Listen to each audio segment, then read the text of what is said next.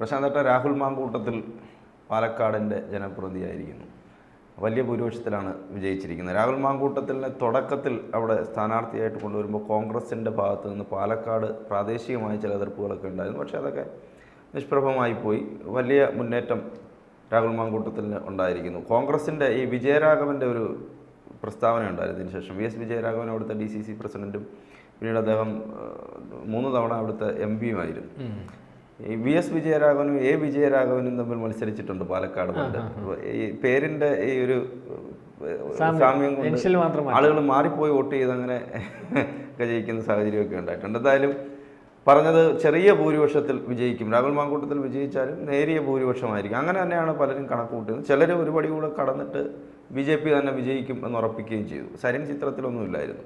പക്ഷേ ഇപ്പോൾ റിസൾട്ട് വന്നു. നമുക്കെല്ലാം അറിയുന്നത് പോലെ രാഹുൽ മാങ്കൂട്ടത്തിൽ വിജയിച്ചിരിക്കുന്നു. രാഹുൽ മാങ്കൂട്ടത്തിൽ മത്സരിക്കാൻ എത്തുമ്പോൾ തന്നെ ഒട്ടേറെ വിവാദങ്ങളും ഉണ്ടായി. അതിനെല്ലാം തരണം ചെയ്താണ് രാഹുൽ ഇപ്പോൾ വിജയിച്ചിരിക്കുന്നത്. ഇനിയിപ്പോൾ രാഹുൽ മാങ്കൂട്ടത്തിൻ്റെയും കൂടെ ഒരു കാലമായി മാറുന്നില്ല. യുവനിരയിൽ ശ്രദ്ധേയനായ നേതാവ് എന്നുള്ള നിലയിൽ, യൂത്ത് കോൺഗ്രസിൻ്റെ നേതാവ് എന്നുള്ള നിലയിൽ രാഹുൽ രാഷ്ട്രീയത്തിൽ, അതായത് ഭാവിയിലേക്കുള്ള കോൺഗ്രസിൻ്റെ കരുതലാണ് ഈ നേതാക്കന്മാരെന്നൊക്കെ നമുക്ക് കരുതേണ്ടി വരും. രാഹുൽ മാങ്കൂട്ടത്തിൽ ഇപ്പോൾ DCC പ്രസിഡന്റ് പറഞ്ഞ പോലെ നേരിയ ഭൂരിപക്ഷത്തിന് ജയിക്കും. രാഹുൽ മാങ്കൂട്ടത്തിൽ DCC പ്രസിഡന്റിനെ ഞെട്ടിച്ചു. രാഹുൽ മാങ്കൂട്ടത്തിൽ ഞെട്ടിക്കുന്ന ഒരു നേതാവായിട്ട് മാറിയിരിക്കുകയാണ്. അപ്പം വേറെ ഒന്നും കൊണ്ടും പറഞ്ഞല്ല, വളരെ ചുരുങ്ങിയ കാലം കൊണ്ട് കോൺഗ്രസിൻ്റെ നേതൃനിരയിൽ വരികയും വളരെ പെട്ടെന്ന് തന്നെ MLA ആവുകയൊക്കെ ചെയ്തു. ഒരു ഭാഗ്യവാനായ നേതാവ് കേട്ടോ, ഭാഗ്യവാനായ ചെറുപ്പക്കാരെന്ന് പറയപ്പെടാം. നേതാവെന്ന് ഭാവിയിൽ നേതാവട്ടെ, ഇപ്പം നേതാവായി തുടങ്ങിയല്ലോ. അപ്പം ഈ ഒരു ഗ്രാമീണ മേഖലയിൽ നിന്നും വളരെ ഈ വലിയ സമ്പന്നമൊന്നും അല്ലാത്ത ഒരു ചെറിയ കുടുംബത്തിൽ നിന്ന് വന്നിട്ടുള്ള ഒരു ആളാണ്. മാങ്കൂട്ടത്തിൽ നിന്നാണ് അവരുടെ വീട്ടുപേര്. വലിയൊരു ഫാമിലിയാണ് എന്ന് വെച്ചാൽ പഴയ നായർ ഫാമിലിയാണ് മാങ്കൂട്ടത്തിൽ എന്ന് പറഞ്ഞാൽ മൊത്തത്തിലുള്ള അവരുടെ കുടുംബപ്പേര്. അപ്പം അച്ഛനാങ്കിൽ ഒരു നല്ല മനുഷ്യനായിരുന്നു. പുള്ളി ഒരു കോൺഗ്രസ് പ്രവർത്തകൻ. എനിക്ക് തോന്നുന്നു മണ്ഡലം പ്രസിഡന്റ്, ബ്ലോക്ക് മണ്ഡലം പ്രസിഡൻ്റായിട്ടില്ല, മണ്ഡലം കോൺഗ്രസിൻ്റെ മണ്ഡലം സെക്രട്ടറി, ബ്ലോക്ക് കോൺഗ്രസ് അല്ലെങ്കിൽ സെക്രട്ടറി ആയിട്ടുണ്ടോയെന്ന് എനിക്കറിയാം. എന്തായാലും മണ്ഡലം സെക്രട്ടറി വരെയൊക്കെ ഉണ്ട്. ഒരു നല്ല മനുഷ്യൻ, എല്ലാവരുമായിട്ടും വളരെ കൃത്യമായിട്ട് ഇടപെട്ട് ആൾക്കാരുടെ എല്ലാം സ്നേഹം ഏറ്റുവാങ്ങിക്കൊണ്ട് പോകുന്നൊരു സാധാരണക്കാരനായിട്ടുള്ളൊരു കോൺഗ്രസ് പ്രവർത്തകൻ്റെ മകനാണ് ഈ രാഹുൽ മാങ്കൂട്ടത്തിൽ. അദ്ദേഹത്തിന് LIC-യിലായിരുന്നു ജോലി. അദ്ദേഹം രാഹുലിൻ്റെ വളരെ ചെറുപ്പത്തിലേ മരിച്ചുപോയി. പിന്നെ അമ്മയ്ക്ക് ആ ജോലി കിട്ടി. ഒരു പെങ്ങളും ഉണ്ട്. അപ്പോൾ ഇതാണ് അദ്ദേഹത്തിൻ്റെ കുടുംബ പശ്ചാത്തലം. എനിക്കറിയാം ഗ്രാമമാണ്, ഉള്ളിലുള്ള ഗ്രാമത്തിൽ ഒരു സുപ്രഭാതത്തിൽ ഈ രാഹുൽ പഠിക്കുന്ന സമയത്ത് എനിക്ക് തോന്നുന്നു തപോൻ എന്ന് പറയുന്ന ഈ നമ്മുടെ ഈ ജനറൽ തപോനിലാണ് പഠിച്ചതിന് ശേഷം രാഹുൽ ഈ MA ഹിസ്റ്ററിയ അത് സെൻറ്റ് സ്റ്റീവൻസ് കോളേജ് ഡൽഹിയിലാണ് പഠിച്ചത്. അപ്പോൾ ഈ ഡൽഹിയിലേക്കുള്ള പോക്കാണോ ഒരു വഴിത്തിരിവെന്ന് സംശയിക്കേണ്ടിയിരിക്കുന്നത്. കാരണം NSUവിൻ്റെ ദേശീയ ജനറൽ സെക്രട്ടറി ആയിട്ടുണ്ട്. MA ഇംഗ്ലീഷ് ഇഗ്നോയിൽ പഠിക്കുന്നുണ്ട്. MGയിൽ നിന്ന് ഇപ്പോൾ PhD ഈ ചെയ്യുന്നുണ്ട്. അപ്പം ആദ്യമേ രാഹുലിൻ്റെ തുടക്കം എന്ന് പറഞ്ഞാൽ പെരിങ്ങനാട് മണ്ഡലം പ്രസിഡൻ്റാണ് യൂത്ത് കോൺഗ്രസിൻ്റെ. മനസ്സിലായി 2007-2008 സമയത്ത് മണ്ഡലം പ്രസിഡൻ്റായിട്ട്. പിന്നെ KSUവിൻ്റെ അടൂർ നിയോജകമണ്ഡലം പ്രസിഡൻ്റായിട്ട് 2008 പ്രവർത്തിച്ചിട്ടുണ്ട്. അതിനുശേഷം KSU ജില്ലാ പ്രസിഡൻ്റായിട്ട് 2009 മുതൽ 2017 വരെ പ്രവർത്തിക്കുന്നു. സംസ്ഥാന സെക്രട്ടറിയായിട്ട് 2017 മുതൽ 2018. NSUവിൻ്റെ ദേശീയ സെക്രട്ടറിയായിട്ട് 2018 തൊട്ട് 2021 വരെ. പിന്നെ യൂത്ത് കോൺഗ്രസിൻ്റെ സംസ്ഥാന സെക്രട്ടറി ആവുന്നു 2021 മുതൽ 2023 വരെ. ഇപ്പോൾ സംസ്ഥാന പ്രസിഡൻ്റാണ്. അതായത് ഈ പറയുന്നത് പോലെ വളരെ കുറഞ്ഞ സമയം കൊണ്ട് തന്നെ പഠനം, കോളേജിലെ പഠനം, ആ പഠന സമയത്ത് തന്നെ ഈ യൂത്ത് കോൺഗ്രസ്സിലും അല്ലെങ്കിൽ താഴെത്തട്ടിൽ നിന്ന് വന്നു യൂത്ത് കോൺഗ്രസിൻ്റെ KSUവിൻ്റെ നിയോജക പ്രസിഡൻ്റ് ആവുന്നു, KSUവിൻ്റെ ജില്ലാ പ്രസിഡൻ്റ് ആവുന്നു. അതിനുശേഷം യൂത്ത് കോൺഗ്രസിൻ്റെ ജില്ലാ സെക്രട്ടറി, സംസ്ഥാന സെക്രട്ടറി, ഇങ്ങനെ സംസ്ഥാന പ്രസിഡന്റ് ആവുന്നു. ഇത് ഈ NSUവിൻ്റെ ദേശീയ സെക്രട്ടറി ആവുന്നത് മാത്രമാണ് ഇതിനകത്ത് വ്യത്യസ്തമായിട്ടുള്ള, അല്ലെങ്കിൽ ദേശീയ തലത്തിൽ ന്യൂഡൽഹിയിലുള്ള നേതാക്കന്മാരുമായിട്ടൊക്കെ സംവദിക്കാൻ സാധിക്കുന്ന ഒരു അവസരം കിട്ടിയിട്ടുണ്ടെന്ന് പറയുന്നത്. അപ്പം വളരെ ചുരുങ്ങിയ കാലം തൊട്ട് ഈ ചെറുപ്പക്കാരന് ഈ പറയുന്ന പോലുള്ള പോസ്റ്റുകൾ, ഇപ്പോൾ പറയുന്ന പോസ്റ്റുകളൊക്കെ ഉള്ളൂ, പക്ഷേ അദ്ദേഹത്തിന് ആ കഴിവ് തെളിയിക്കാൻ പറ്റുന്ന അവസരങ്ങൾ കിട്ടിയിട്ടുണ്ട്. നമ്മൾ ഇതിനകത്ത് ഇപ്പോൾ ഒരു അവസരങ്ങൾ കൊണ്ട് കളഞ്ഞ ഒരു നേതാവായി സന്ദീപ് വാര്യർ എന്ന് പറഞ്ഞു. ഇതുപോലെ ഈ വന്ന ഒരാളാണ് കഴിവ് തെളിയിക്കാൻ. അതായത് അതിനകത്ത് വിഷ്ണുനാഥിന് വലിയൊരു പങ്കുണ്ടെന്നാണ് എനിക്ക് തോന്നുന്നത്. വിഷ്ണുനാഥ് യൂത്ത് കോൺഗ്രസ് സംസ്ഥാന പ്രസിഡൻ്റായിട്ടിരിക്കുമ്പോൾ ചാനൽ ചർച്ചകളിൽ അല്ലെങ്കിൽ ഏൽപ്പിക്കുന്നതിന്. കാരണം സാധാരണ ആൾക്കാർ അങ്ങനെ ചെയ്തില്ല. ഇതിനകത്ത് ഒരു നമ്മൾ പഠിക്കേണ്ട ഒരു ഗുണം, ഞാനും ചാനൽ ചർച്ചയിലൂടെയാണ് ഈ രാഹുൽ മാങ്കൂട്ടത്തിനെ കണ്ടുപോകുന്നത്. അതെ, അറിയത്തില്ല. അപ്പം ഞാനീ പറഞ്ഞത് ഇതിനകത്ത് ഈ ഇടക്കാലം കൊണ്ട് കോൺഗ്രസിനകത്ത് നമ്മൾ കണ്ടിരുന്ന ഒരു ഗുണമെന്ന് പറഞ്ഞാൽ, കാരണം ഈ ഞണ്ടുകളുടെ പണിയാണല്ലോ എല്ലാ രാഷ്ട്രീയ പാർട്ടിക്കകത്തും, പ്രത്യേകിച്ച് കോൺഗ്രസിനകത്ത് ആ ഒരു പണി വളരെ കൂടുതൽ. കാരണം പുരുത്തൻ്റെ കാലെ പിടിച്ച് താഴെ ഇടുന്ന. പക്ഷേ ഇടയ്ക്ക് വെച്ച് നമ്മൾ കണ്ട ഈ വിഷ്ണുനാഥ് KSUവിൻ്റെ അല്ലെങ്കിൽ അതിന് ശേഷം ഈ യൂത്ത് കോൺഗ്രസിൻ്റെ ഒക്കെ പ്രസിഡൻ്റായിട്ട് വന്നതിന് ശേഷം അവരൊരു ബെൽറ്റിനെ കൊണ്ടുവന്നിട്ടുണ്ടായിരുന്നു. മനസ്സിലാവുന്നുണ്ട്. അതിനകത്ത് എനിക്ക് തോന്നുന്നു ഈ രാഹുൽ ഗാന്ധിയുടെയൊക്കെ ഒരു ഇടപെടലുണ്ട്, ചെറുപ്പക്കാരെ കൊണ്ടുവരും. പക്ഷേ അവർ കൊണ്ടുവരുന്ന ബെൽറ്റ് അവരെല്ലാം കൂടി അങ്ങോട്ടും ഇങ്ങോട്ടും യോജിച്ച്, അല്ലെങ്കിൽ പരസ്പരം പാരോപ്പൊന്നുമില്ലാത്ത, ഇപ്പോൾ ഒരാൾ MLA ആയി കഴിഞ്ഞാൽ അടുത്ത ആൾ എവിടെയെങ്കിലും MLA ആവട്ടെ, അല്ലെങ്കിൽ അയാൾ യൂത്ത് കോൺഗ്രസ് പ്രസിഡൻ്റ് ആയിട്ടുണ്ടെങ്കിൽ അതിന് ഉത്തരവാദിത്തപ്പെട്ട വേറെ സെക്രട്ടറി അങ്ങനെയുള്ള ഘടകങ്ങൾ കൊടുത്തിട്ട് ചെറുപ്പക്കാരെ കൂട്ടിയോജിപ്പിച്ച് കൊണ്ടുപോകുന്നതിൻ്റെ ഭാഗമായിട്ട് അതിനകത്തുനിന്ന് വന്ന ഒരു നേതാവായി ഈ ഷാഫി പറമ്പില്. അതിനുശേഷം അന്ന് കുറേ VT ബൽറാം അങ്ങനെ കുറേ ചെറുപ്പക്കാർ. അതിൻ്റെ പുറകിൽ നിന്ന് വന്നത് തന്നെയാണ് ഈ രമ്യാരസ്. അത്രയും ഹൈ ഇതിലൊന്നും വന്നിട്ടില്ല. അവിടുത്തെ ഒരു ബ്ലോക്ക് പഞ്ചായത്ത് മത്സരിപ്പിച്ച് അങ്ങനെ വന്നു. അപ്പോൾ ഇങ്ങനെ കുറേ ചെറുപ്പക്കാർ വന്നു. ഈ ചെറുപ്പക്കാരെല്ലാം സാമാന്യം വൃത്തിയായിട്ട് രാഷ്ട്രീയം അല്ലെങ്കിൽ പ്രവർത്തനം ഏറ്റെടുക്കുന്നവരും, അല്ലെങ്കിൽ പൊതുകാര്യങ്ങൾ ഏറ്റെടുക്കുന്നവരും, ആ പൊതുകാര്യങ്ങൾ ജനത്തിന് സ്വീകാര്യമായി ഏറ്റെടുക്കുന്നതിനകത്തുമൊക്കെ നമ്മൾ കണ്ടിട്ടുള്ളത്.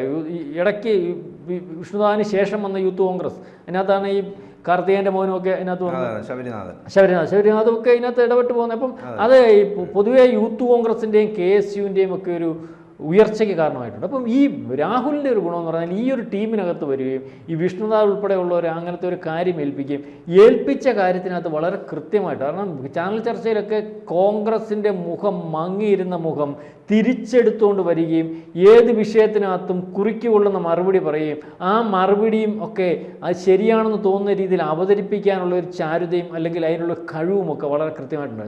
അതിനുശേഷം പ്രസംഗവേദികളിൽ അവസരം കൊടുത്തപ്പോൾ വളരെ നല്ല രീതിയിൽ പ്രസംഗിക്കുന്ന ഒരു നേതാവായിട്ട് മാറി. അപ്പോഴത്തേന് ഈ യൂത്ത് കോൺഗ്രസിൻ്റെ സംസ്ഥാന സെക്രട്ടറി ഒക്കെ ആയപ്പം രാഹുലിനെ ഈ കേരളത്തിലുടനീളം പ്രസംഗിക്കാൻ വിളിക്കുന്ന ഒരു നേതാവായിട്ട് മാറി. കാരണം നല്ല വൃത്തിയായിട്ട് ആൾക്കാരെ ഒരു ക്രൗഡ് പുള്ളർ, അല്ലെങ്കിൽ ആൾക്കാർ രാഹുൽ വന്നാൽ ആൾക്കാർ കൂടും. ഈ ചാനൽ ചർച്ചയിൽ കൂടി നല്ലൊരു സെലിബ്രിറ്റി സ്റ്റാറ്റസ് പുള്ളിക്ക് കിട്ടി. അപ്പം ഇദ്ദേഹത്തെ എല്ലാവർക്കും അറിയാം. മാത്രമല്ല രാഹുലിൻ്റെ ഒരു രീതി, ഒരു രാഷ്ട്രീയക്കാരനെ പറ്റിയ രീതി തന്നെയാണ്. ആൾക്കാരത്ത് ഇടപെടാൻ, സംസാരിക്കാൻ, എന്നുള്ള കൃത്യമായിട്ട് ആൾക്കാരെ ബഹുമാനിക്കാൻ, ഏത് മനുഷ്യനെടുത്ത് ചെന്നാലും സംവദിക്കാൻ ശ്രദ്ധിച്ചിട്ടില്ല. രാഹുലിൻ്റെ ഒരു ബോഡി ലാംഗ്വേജ്, രാഷ്ട്രീയക്കാരനെ പറ്റിയൊരു ബോഡി ലാംഗ്വേജ്. പക്ഷേ ഇതെല്ലാം ഈ പൊതുജനത്തെ കാണിക്കുന്നതിന് അവസരം കിട്ടിയതും അവസരം കൃത്യമായിട്ട് വിനിയോഗിക്കാൻ പറ്റുന്നതുമായിട്ടുള്ള ഒരു നേതാവായിട്ട് മാറി. കാരണം ചുരുങ്ങിയ സമയമാണെങ്കിലും എല്ലാ രീതിയിലും ഏറ്റവും കൂടുതൽ അദ്ദേഹത്തിന് പ്രതിരോധിക്കേണ്ടി വന്നിട്ടുള്ള നേതാവ് പിണറായി വിജയനാണ്. നമ്മളീ പറയുമ്പോൾ പിണറായി വിജയനാണ് ഈ രാഹുലിനെ ഒരു രീതിയിലൊക്കെ നേതാവാക്കിയത്. കാണിച്ചു വീട്ടിൽ. അത് തന്നെ പിണറായി ഈ കേരളത്തിൽ നേതാവാക്കിയ 1-2 കക്ഷികളുണ്ട്. ഒന്നാരം നേരം സുരേന്ദ്രന് ശബരിമല വിഷയമായിട്ട് 40 കേസും കൊണ്ട് അങ്ങനെ ലോകം മൊത്തം ചുറ്റിച്ചു. അങ്ങനെയാണ് സുരേന്ദ്രൻ എന്ന് പറയുന്ന ആളിനെ ഈ പറയുന്ന പോലെയൊക്കെ BJPക്കകത്ത് മാത്രം അറിയാവുന്ന ഒരവസരത്തിൽ അതിനെ പുറത്ത് കൊണ്ടുവന്ന് BJPയുടെ സംസ്ഥാന പ്രസിഡന്റ് ആക്കുന്നതിന് മുഖ്യമായ പങ്ക് വഹിച്ച ഒരാളാണ് പിണറായി വിജയൻ. അതുപോലെ തന്നെ നേതാക്കന്മാർ DYFI പ്രവർത്തിക്കുന്നവർക്ക് കേസുണ്ടാവും, KSU പ്രവർത്തിക്കുന്നവർക്ക് കേസാകും, യൂത്ത് കോൺഗ്രസ് പ്രവർത്തിക്കുന്നവർക്ക് കേസാകും. ഈ കേസുകൾക്ക് പുറകെ നടന്ന് അറസ്റ്റ് ചെയ്യാനും നേതാക്കന്മാരെ അറസ്റ്റ് ചെയ്യാനെന്ന് പറഞ്ഞ ഒട്ടുമുക്കാലും നേതാക്കന്മാരെല്ലാം അകത്ത് തന്നെ ആയിരിക്കും. അപ്പം ഇപ്പോൾ ഈ റഹീം ആയാലും ശരി, മറ്റേ മറിച്ച് അപ്പോൾ അതങ്ങനെയൊക്കെ നടക്കത്തുള്ളൂ. അത് അവരുടെയൊന്നും കുറ്റമൊന്നുമല്ല. ചിലപ്പോൾ ചില കേസുകൾ ജാമ്യം എടുക്കാൻ കാണും, ചില കേസുകൾ ജാമ്യം എടുത്തിട്ട് കൃത്യമായിട്ട് സമയങ്ങളിൽ പങ്കെടുക്കാൻ പറ്റുന്ന ജാമ്യം പോയത് കാണും. അപ്പോൾ ഇതിനകത്ത് ഈ പറയുന്നത് പോലെ അന്ന് ചുമ്മാതെ വീട്ടിലിരുന്ന രാഹുൽ അതിന് മുമ്പ് ചെറിയൊരു വിഷയമായിട്ട് ബന്ധപ്പെട്ട് രാഹുൽ ഒന്ന് ഡിമ്മായതായിരുന്നു.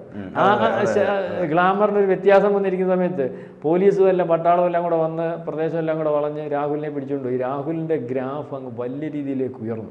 കാരണം മാധ്യമങ്ങൾ ആണെന്നല്ല.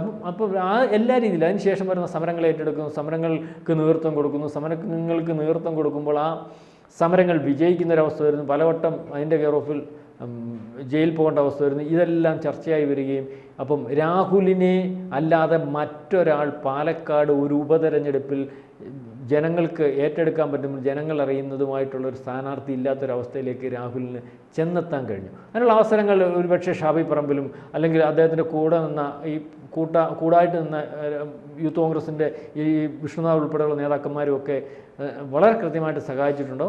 കോൺഗ്രസിൻ്റെ നേതാക്കന്മാർ അതിനകത്ത് സഹായം ഉണ്ടായിട്ടുണ്ട്. പക്ഷേ ഈ ഷാഫി പറമ്പിലും വിഷ്ണുനാഥും ആ ഒരു ടീമാണ് രാഹുലിന് പത്തനംതിട്ടക്കാരനായിട്ടുള്ള അടൂക്കാരനായിട്ടുള്ള ആ ഗ്രാമപ്രദേശത്തുള്ള ഒരു നിസ്സാര പ്രവർത്തകനായിട്ട് ഉള്ള രാഹുലിൻ്റെ കഴിവും അല്ലെങ്കിൽ പ്രാപ്തിയും ഇത്രയും കഴിവുള്ളൊരു ചെറുപ്പക്കാരനാണ്, ജനങ്ങൾക്ക് വേണ്ടി പ്രവർത്തിക്കാൻ കഴിവുള്ളവനാണെന്നുള്ള കാര്യം വെളിയിൽ കൊണ്ടുവരുന്നതിന് വേണ്ടി സാധിച്ചിട്ടുള്ളൂ. കാരണം അത് ഞാൻ മുമ്പേ പറഞ്ഞ പോലെ ആ ചെറുപ്പക്കാരുടെ ഒരു കൂട്ടായ്മ. അതുകൊണ്ട് തന്നെ ഇപ്പം ഒരു രണ്ടാമത്തെ ജനറേഷൻ CPM-നകത്താങ്കിൽ അവരുടെ ജനറേഷൻ ഉണ്ടാക്കിയിട്ടുണ്ട്. രണ്ടാമത്തെ ജനറേഷൻ ഉണ്ടാക്കിയെടുക്കുന്നതിന് ഒരു പരിധി വരെ, കാരണം കുറച്ചെങ്കിലും ഇപ്പോൾ ചർച്ച ചെയ്യപ്പെടുന്ന ഒരു നേതാവാണല്ലോ ഷാഫി പറമ്പിൽ, അതുപോലെ തന്നെ ഇപ്പോൾ ചർച്ച ചെയ്യപ്പെടാൻ പോകുന്ന ഒരു നേതാവ് രാഹുൽ മാങ്കൂട്ടത്തിൽ. അപ്പോൾ ആ ഒരു ഇതിനെ കൊണ്ട് വിഷ്ണുനാഥ്, അപ്പോൾ ആ ഒരു ഇതിലേക്ക് കൊണ്ടുവരും. മാത്രമല്ല അവർ കഴിവുള്ളവർ. വിഷ്ണുനാഥ് ഒരു മണ്ഡലത്തിൽ നിന്ന് ജയിച്ചു കഴിഞ്ഞാൽ ആ മണ്ഡലം പിന്നെ തിരിച്ചു പിടിക്കാൻ പാടാണ്. കാരണം അതുപോലെ ജനങ്ങളുമായിട്ട് ബന്ധപ്പെട്ട് മാന്യമായിട്ട് ബന്ധപ്പെട്ട് ഇടപെട്ട് പോകുന്ന ഒരാളാണ്. അവന് ചെങ്ങന്നൂർ പിന്നെ ഇടയ്ക്ക് വെച്ച് അദ്ദേഹം അവിടെ വിട്ടു നിന്നാണ് അദ്ദേഹത്തിൻ്റെ മണ്ഡലം. പിന്നെ ഇപ്പോൾ കുണ്ട്ര നോക്കിയോ, CPM-ൻ്റെ കോട്ടയാണല്ലോ, കുണ്ട്ര അയാളിൽ നിന്ന് തിരിച്ചു പിടിക്കാൻ പാടായിരിക്കും.